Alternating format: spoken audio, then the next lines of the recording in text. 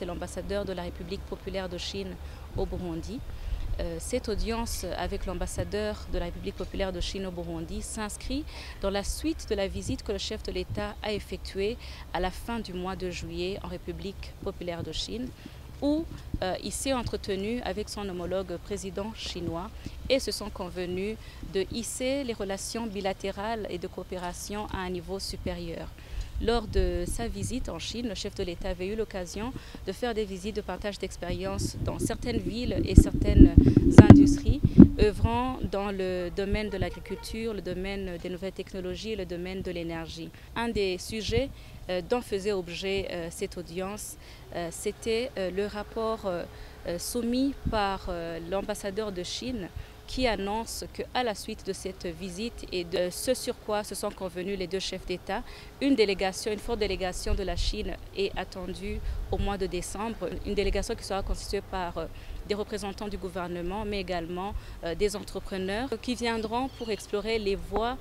et les possibilités de coopérer dans le domaine cible, c'est-à-dire le domaine de l'agriculture, particulièrement dans la production des semences hybrides améliorées ici au niveau local, dans le renforcement des capacités des ingénieurs agronomes, dans la transformation et la conservation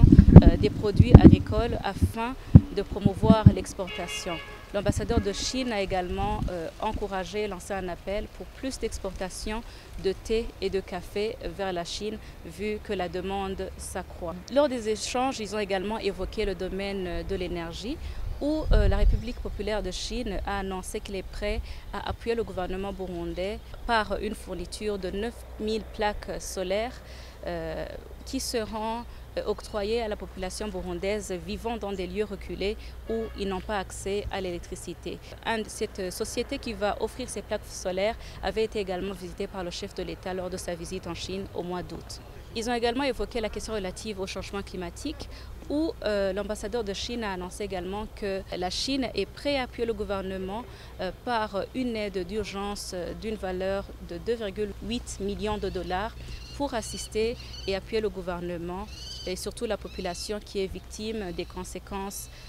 des changements climatiques. Cette audience a offert l'opportunité au chef de l'État d'apprécier encore une fois l'excellence des relations qui se trouvent entre la Chine et le Burundi, d'autant plus que la Chine est toujours aux côtés du Burundi, à l'accompagner, et même au niveau de l'Afrique, pour leur développement. Le Burundi a également été vivement félicité pour